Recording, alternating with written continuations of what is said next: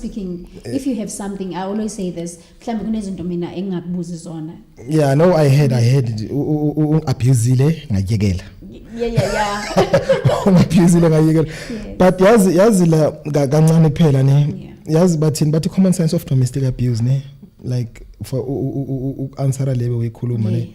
Sounds like physical injuries and marks are way more easier ways to identify when someone is a victim of domestic violence. Hence, when I sports, people can see those things. Bafethu izinto ezenza ukuthi sibone ukuthi okay, this person akekho right. Umhlophe uza unama ama marks are red. Akhishwe yini? Maybe ngidaki. Bengikwenziwa ikati. Or bengidaki manje ngathi bengishayisa amabho. Yeah, then it's an excuse. Then those are signs ukuthi this person we abuse because of you won't admit. Because uyagula, understand. So sign number one, iyo. However, there are times when someone doesn't have physical signs of being abused. The following are common signs that you should look out. Number one, emotional signs. Agitation, fear, low self-esteem. Yazi umntwana abuswayo, I'm telling you, angafika lana ne. Maybe siyadla, maybe lama snake la ngibekele wona ne, and then awisi snake, yabo.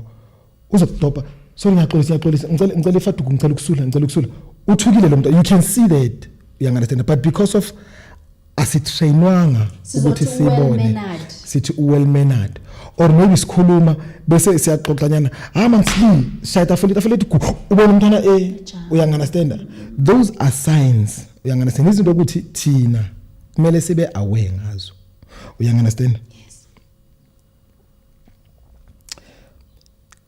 Fear, fear, siloko siyenza. Agitation, usilinyamaza ukuthi bekulo umuntu soft, but lamalanga mangikhuluma naye man, sekangifokofisa ngisele. You understand yini ukunyanyisa engikwenzeni? Hayi man Chumi, I'm sorry. There's something wrong. Ngiyakwazi ngithi. Ngiyakwazi ngijwayele ngiphila nawe. Awusumuntu oluzithemba njena nje, awusumuntu onyanya, awusumuntu odinekayo. So automatically lamalanga ibehavior yakho iyashintsha. Ishintshwa yini? You understand izinto kumele sizibhekelele lezo. You understand self-esteem, lo muntu akasazithembi, yabo noma ehamba man, yazi umuntu olekhe self-esteem yambona noma ehamba uzabhekise nekhanda phansi ubona ukuthi lo muntu lo mntwana abantu uthwele to the limit ukuthi noba abantwana bemgwara estradini akakwazi ukuzikhulumela. We understand, we see those are telltale signs, izinto ekumele sizibheke. Behavioral changes ezingilongo ngisho, maybe lo muntu lo umjwayele ngendlela esiyo, but lo muntu lo sekaya ebhabli, thank you, but manje sekayaqala uyazi-isolate, akasafuna ukuhlala nani, manithi Chumi asambe sochila somewhere, six pack nyana, I know angeke ngikwazi, but all along bolo kukhona, but since kwaba this guy wafika, yazi khona ukuthi mfethu mofika kumuntu wakho ne kube nama changes, like bekathanda ukujiva nani, but manje akasathanda ukujiva nani, but seka prefer ukujiva nami. We are still going out, niyasibona kuma Facebook, niyasibona kuma WhatsApp, we see happy, nizenba nomona, that's okay. We understand. But then again, lo muntu lo akayindawo lona. Lo muntu lo sekahlele endlini, seka ugogo nokugeza akasagezi sisi kahle. We understand. Iya change behavior yalo muntu, but simazi kuumuntu obhabli. What's going on? Izinto kumele ama telltale akumele swabheke la ne. Lack of interest in social activities. Maybe kumuntu active, ibhola, dlala ini, maybe amathini nasestradeni, whatever, like lo muntu beka active, but lo muntu lona seka withdraw from these things. Uyangathana izinto ama telltale sign ukuthi thina asivula amehlo ukuthi bafethu kwenzakalani, especially thina abantu abamazi, mina angimazi. You understand, when you're mazi, then you know, then you start question. That's why bengithi, you're not supposed to leave those people because of lo muntu akekho aware ukuthi ukulento le. Lo muntu uyagula. Abanye babiza ukuthi it's submission. Hey. Yes. I'm not gonna. I don't try to be out of your information. Talking about submission, I once said no Tapelo, no Njebo. We were talking about submission. What I don't like is this thing of people being so vocal about submission, but they don't submit to their higher authorities as well. But how are you going to appreciate me submitting to you, but you don't know how it's like to submit? Because for you to appreciate mine, it's because of now when you submit to higher authority, there's trust. There's this thing you feel protected. There's a lot. I don't care what's your higher authority, but but it makes you to relate to me when I submit to you, because of you will know that I regard you as my higher something. You understand? And I hope that makes sense.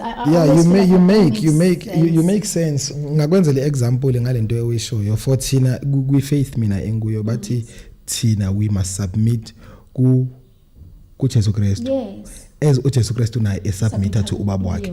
Then you look at submission uJesu Christ wayithatha wanikeza ubaba wakhe. One, he was God. But wakhumula uNkulunkulu bakhe waba umuntu.